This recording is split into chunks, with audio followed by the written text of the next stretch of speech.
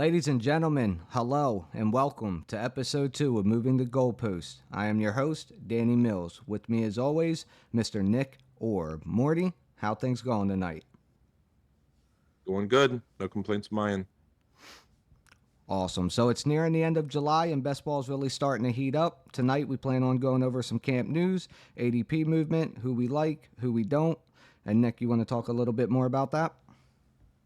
Yeah, so we didn't have a discussion last week, didn't go over anything. Danny was out of town, so some of the news that we were discussing here is just going to be catching up a little bit. Biggest thing that happened last week, DeAndre Hopkins obviously signed to the Tennessee Titans, and that has directed some of the biggest ADP changes on the week. So, biggest movers on the week, Tannehill is one of them. And the biggest fallers in ADP are Burks and Okonkwo. So it makes sense. Obviously, Chig and Traylon are falling in ADP. Hopkins is probably going to be the wide receiver one unless he's just old and not good anymore. I still am pretty indifferent about that offense. I think it's better now, certainly. And I know Henry's ADP has gone up a little bit too. I don't know how confident I am in Tannehill, but he has some pretty decent weapons. But he also had AJ Brown a couple years ago. He still wasn't great. So, we'll see how things play out. But I basically have been not really drafting a lot of Burks anyways. And now that his ADP has fallen, I've taken him like past his ADP significantly. Like I was telling Danny, I got him at 90th earlier. So it's like if he's falling 10 spots past his ADP, which is now around 80, I'm probably going to take him. And I mean, he's still young. Obviously, he like in theory he could be the wide receiver one. Like I don't know. I mean, Hopkins is getting up there, so who knows? And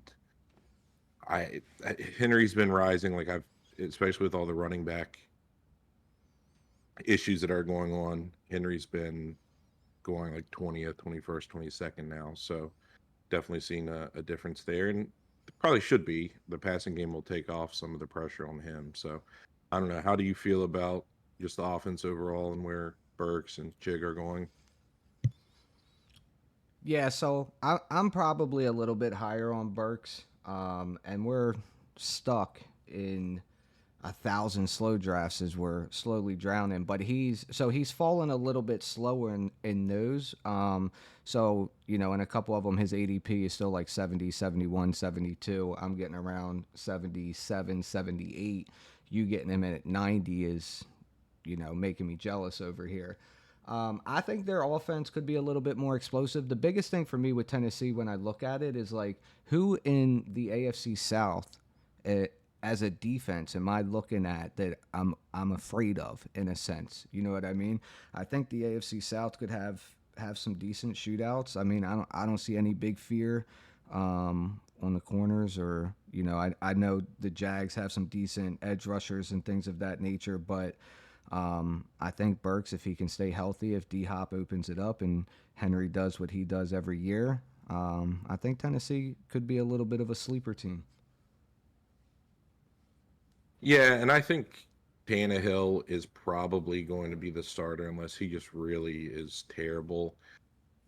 It's obviously early and it's hard to tell what's going to happen with Will Levis, and there's people in camp saying he's not great, and it's just always so hard to tell because they're generally not going to, like, the team's not going to come out and say someone's doing terrible. They're always going to report that someone's doing really well. So you sort of have to rely on some of the beat writers and other people that see things happen, and it's still obviously very early. I just I haven't drafted Levis at all. Like I know he goes sometimes in like the super flex drafts, but I don't know. I've had like very very minimal Tannehill and don't plan on drafting anyone outside of him. Agreed. Yeah, and I think I'm in a couple earlier super flex leagues that I may have like 2 shares of Levis at desperation. You know what I mean? Yeah, yeah, for sure. So the other big news that has been discussed frequently, which has sort of caused a lot of falling in ADP is just centered around the running backs. So things started last week. Mixon restructured his deal, took less money, and he sort of had no choice. If he didn't restructure, the Bengals were going to release him. And then what happens? I mean, look at all these sort of veteran running backs that are trying to find a home. Cook, Fournette, Zeke, they're not getting deals. Is it because they're just waiting and seeing what the best offer is, or are they just not getting offers that are even remotely what they're looking for? Who knows? But Mixon restructures his deal, takes way less money, and then you have Saquon and Jacobs, who both are essentially holding out now. They did not reach an agreement on an extension.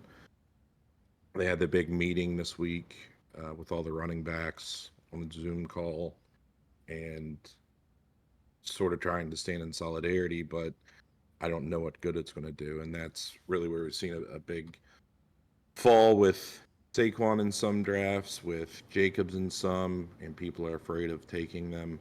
I personally still think they're both going to play. I don't think they can afford to sit out a year, even if it is under franchise tag. After what happened with Le'Veon, I just don't think that agents are going to be advising them that it's a good idea. Like they're going to sit out a year, come back, and just get some massive contract that's going to make it worth it. But I don't know. That's just my opinion. What do you think?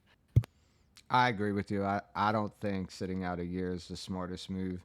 As you said, they'll be a year older. The shelf life of a running back is already so short. So to miss out on the 10 million that you're going to get this year, I mean, I understand. I get where they're coming from. I think the running back position is more important than what the NFL emphasizes. But at the end of the day, I think statistically, it shows that it's also the most replaceable position. And you and I talked about, it's when you look at it, like when running backs go out, which ones really make a difference. I mean, last year, I would say the ones that stood out were Brees Hall. I mean, the Jets weren't the same when he went out, and the Giants. They weren't the same when Barkley missed his game or two. But outside of that, I mean, even Jonathan Taylor went down, but his second and third came in and produced 15 to 22 a game, which is for fantasy, which is kind of crazy. So it's a tough stance to take, man. I hope they get it figured out. I hope they get what they deserve. I think they all make enough money to take care of these guys and let them make a little bit as well. But we'll see how that stands out. As far as drafts go, I mean, I'm just rolling the dice. And like I texted you, I think yesterday or the day before, I just hope that you're right on it. You know what I mean? Because Jacobs falling to 35, 36, 37 now is insane. And I'm going to buy that all the time. And I'm completely out on Zamir White. He's somebody I have minimal shares on, and I think the people that are taking him at 215 are, they're going to regret they didn't roll the dice on somebody else. What do you think about that, or Zamir White? Is that somebody that you're in on, or? I don't hate it if he's still there in like the 18th or something, because if he does end up playing, even if it's just for a few weeks, like let's just say Jacobs holds out for the first 4 games or something. I don't know. It would 100% be worth it to have a starting running back for sure, in the 18th round.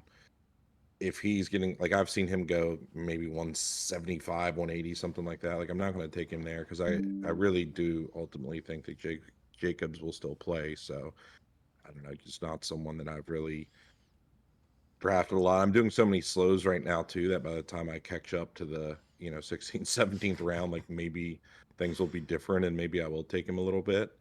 But we'll just see how that plays out. So Yeah, true. I didn't think about that. I guess we are our slows. I mean, we're a couple weeks out from finishing them, so I guess we will get some camp news to figure out if Zamir White's going to get a little bit more playing time. yeah, we'll see how things play out over time. The only other like semi notable news, I guess, Fournette tried out for the Patriots. Not signed to him yet, but I know he's had a little bit uptick in his ADP, which would obviously hurt Ramondre if Lenny went there, in my opinion. Especially at this point in his career, I feel like Lenny is just going to be the guy that comes in maybe on third downs and they're dumping it off to him, but that would hurt Ramondre. I really don't have a whole lot of Ramondre anyways, so it doesn't really change my opinion on much. I don't know. It's not that I don't like him even. It's just the way that it's played out. I just haven't had a big share of him. I don't know why. I just haven't. Well, I must be stuck in the law of attraction with Ramondre because we were talking about that too, and uh, I had minimum shares. But some of these poodles and stuff that we were in, and the slow puppies and things of that nature, I've been getting them at like 31, 32. And for me, getting him in that range, I think is worth it. Taking him as my second or third back, and then from there, just going heavy wide receiver and um, trying that, talking about that strategy that we were using, which is stacking your meat potatoes and then punting a little bit at quarterback and tight end or filling the gaps in. But when he gets to 32, 33, I'll take a snag of Stevenson there. Yeah, no, for sure. Me too. Definitely. Only other thing news wise that's happened today, at least related to running backs, Hines is out for the year. He got hit by a jet ski apparently, and it did something to his knee. I don't know. I don't know what happened if he broke something, tore something, but he's out for the year, which obviously doesn't change much.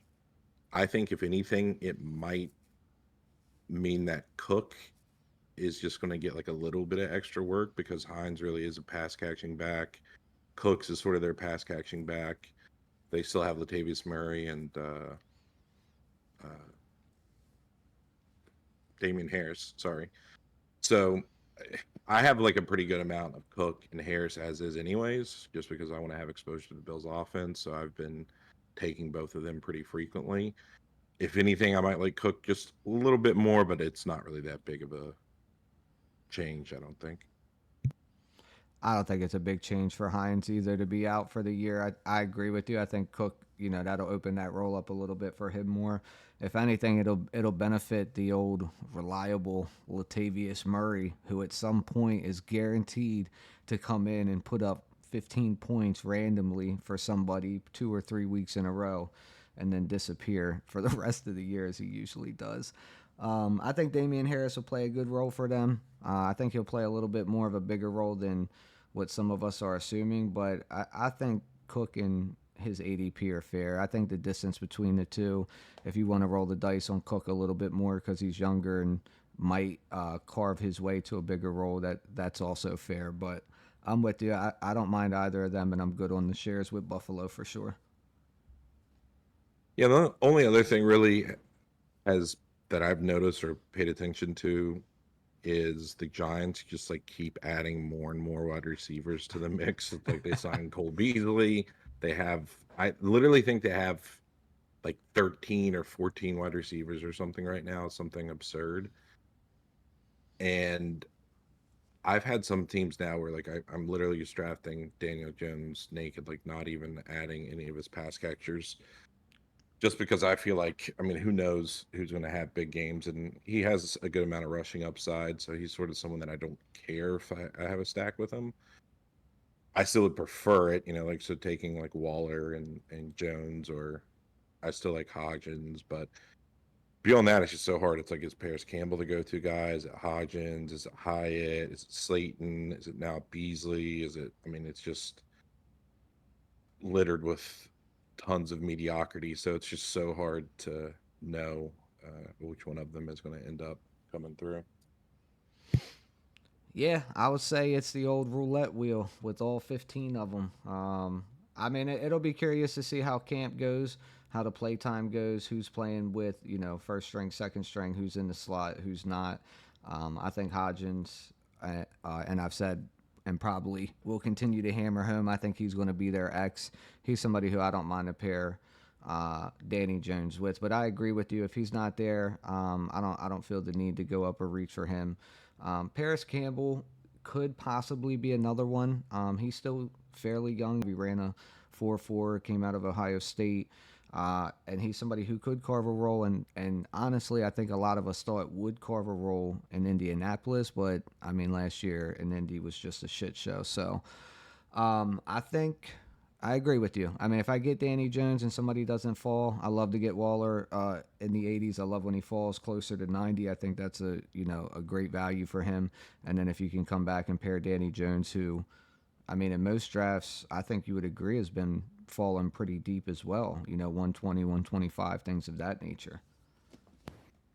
Yeah, especially if I'm getting him there in that range. Like whenever he does fall into 10 to 20 spots past his ADP, I take him pretty frequently. I know last year I don't remember exactly what he finished as, but I want to say like QB 7 or something like that. So I feel like another year in Dayball's offense, and hopefully if Saquon is there, that's a big help. They need him. He does make a difference. He is someone that's like, if he's not playing, that significantly changes their offense. So I would certainly prefer Saquon to be running out there every week too. Yeah, if I'm a starting quarterback in the NFL, I'm praying to the football gods that 26 is suiting up on Sunday. Absolutely. Beyond that, I don't think there was too much else going on. I mean, obviously, there's always ADP risers and fallers. A lot of times around this point in the year, there's little reports out of camp that will sway people's opinion, and it can be something. Like I remember with Rasheed Rice about a week ago, they were talking about how he was like throwing up in practice, and maybe his conditioning wasn't that great, and I saw like a little bit of a fall in him. Like people weren't taking him. I think his ADP was like around 145, and I was seeing him slip, maybe 10 spots or something. And then today they're like posting videos of him making these like great catches in practice, and I'm sure he'll go back up again. So it's like all these little things that probably are irrelevant that don't really mean much, but still people are just overreacting to training camp because they're trying to overthink it probably. Absolutely. And I mean, it's that time of the year that everybody starts talking about fantasy football. You know what I mean? I know you and we've been talking about fantasy almost all year, but now that the home leagues are kicking up, the commissioners are reaching out to people, the chatter has started, other people, regulars, so to speak, are starting to draft. And so it's starting to change a little bit in that regard. I wanted to touch on, too, as you were talking about Rasheed Rice. Tony, I don't know if you heard or seen, but they're saying I guess his last report was that he tweaked his knee, and he Yeah. is already in most of my slow drafts when I was around that range. He's already started to drop. Somebody said on Twitter that they think he's going to go as low as the hundreds. Which, if Tony goes back to the hundreds, I mean, truthfully, I would probably take him back there. Yeah, I agree. I think just because he's been injury prone, people are also going to maybe overreact to some of those things. If people are going to tweak a knee, they're going to sit out of practice or two. So I don't know that it's anything meaningful or that it even matters. But Kansas City's sort of the same situation as the Giants to me. It's like they have so much just overall questions there with who's going to be wide receiver one, who's going to get the majority of targets. It might just sort of spread out. I mean, that's sort of what it did last year. Like Juju would have a big game, and then Hardman had some big games. Valdez Scantling had a big game here and there. Obviously, Kelsey's like the only consistent one there. But with Juju being gone, there are a lot of targets that opens up. So someone's going to have to step up. Is it going to be Tony? Is Rice going to be good? Is someone like Richie James going to potentially stay healthy and have a big role? Who knows? But most of the time, if I'm getting Bengals players, I draft Mahomes, I'm going to pair them up with at least a couple of them and just hope that I'm right and, sort of see what happens. Yeah, I'd agree with you more in that regard. I think with Mahomes now, unless I'm pairing him with Kelsey, which for me is a little bit more of a rarity because I'm not going to take Kelsey at 5'6" and then take Mahomes on the comeback with the higher percentage of that own. But if I can get somebody in between and get Mahomes on a comeback, which is very rare, I may have one, I think, of that stack with a running back in between on the two. That it's not worth the risk. Early on I had, like, I would take a risk at Richie James at 215, things of that nature, but I think what you just touched on is exactly why it's just worth probably to take somebody, even if it's not a correlated stack with a higher ceiling, just to add to the value of the team. Because Mahomes, as crazy as it is to say, he's probably the one like pocket passer that I don't mind as a one off if that's how it ends up. Yeah, I don't know. I don't really have any Mahomes teams where I'm not adding at least one or two of his pass catchers, only because I feel like I can get some of those guys late and just take a chance that they're going to have some spike weeks. Like Valdez Scantling, I don't think he's very good, but even last year, there's like a few different games where he just popped off and had two touchdowns and decent amount of yards just randomly, So I'll still take a chance with some of those guys. But anytime the situation isn't clear, you're going to be wrong a lot of the time too. You're going to draft and stack them with certain players that just aren't going to be there, that are not going to be part of the game plan. It is what it is. Yeah, and it's for me, if I can get Sky Moore, if the correlation is there in the ADP and it falls right for me, I'm good with that. MVS is I mean, I'll take him in the 150s, 160s almost every draft, and that's with or without the stack or the correlation for him. For me, it was if I have, and I like Tony, dude. I think Tony's a fucking stud, and I think if he can stay healthy and stay on the field, he's going to do some big things for them because he's a playmaker, and the Chiefs understand how to stretch and isolate somebody one on one to get them the ball. So I think if that happens, he's going to do good things for them. If I get him and a Sky Moore, for me, I was doing like maybe like a Richie James or a Justin Ross at the end. But now it's as camp is starting to heat up and you start to see some other things. I'm just not adding that third pad or third roll of the dice. You know what I mean? Yeah, and I honestly like Sky Moore did nothing last year, really. I mean, and I know he was a rookie, and sometimes they just don't perform. But like, I would rather have Valdez Scantling than I would Sky Moore, and Sky Moore is going 40 spots ahead of him. So for me personally, I rarely ever take Moore. Kelsey's going to be the number one target, obviously by a landslide, and then between Tony, Moore, Rice, Valdez Scantling, maybe even Richie James, we're talking about five other wide receivers. Well, they can't run all of those guys out there. Are they going to mix and match? I don't know. Some probably one or two of them are going to be irrelevant and have a not so great year. But I And don't know. With obviously like the Chiefs offense, you just want exposure to it because they're going to have big weeks. Like Mahomes is still going to go off. He's going to have 5,000 passing yards. So someone's going to catch the ball. I actually want to up my percentage on Pacheco a little bit more, truthfully, because I mean it. He is currently my like second highest owned player, actually. That yeah, I was reading something that was talking. It was just showing the top backs finishing, and it was saying the top five typically finish on the best teams. And Pacheco at 86, and the Chiefs being one of the best offenses, or mid 80s, even low 80s in that realm. I mean, that's a steal. And if Pacheco gets up there and cracks the top five from that ADP, that'll be amazing value.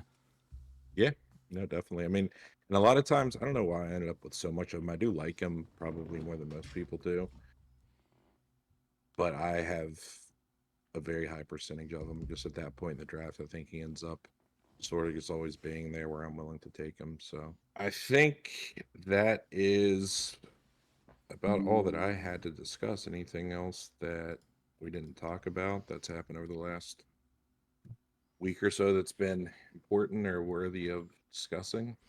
Only thing I would say as we close is to keep an eye on Mixon. He does have like an underlying legal issue that kind of seems like it's going under the radar, but he'll probably face a very small suspension. I mean, it's probably not going to jump Chase Brown or Travion Williams too much or anything of that nature, but just something small to keep an eye on, I would say, over the next couple weeks as camp gets started. Yeah, speaking of legal issues, I guess it actually just triggered something in my head. I know there was like some incident with Tyreek Hill where he like punched somebody, or there's some sort of like assault that happened, and they announced today that it's been resolved. So I don't know what happened, if they paid him off or whatever, but there's always still potential that the NFL comes back and suspends someone for a couple games, but hard to say what'll happen there. Tyreek said, "Listen, man, I'm gonna write this check for you. We're gonna put this under the rug." Exactly. That's how they do it. All right. Well, that'll do it for episode 2. We appreciate every single person that this reaches, anybody who takes it and gives it an opportunity and gives it a listen. With that being said, we'll be back in probably another day, maybe day or two. Possibly do a live draft together, something along those lines. And we'll see you when we come back, Nick. Yeah. Thanks for listening. Until next time. Until next time.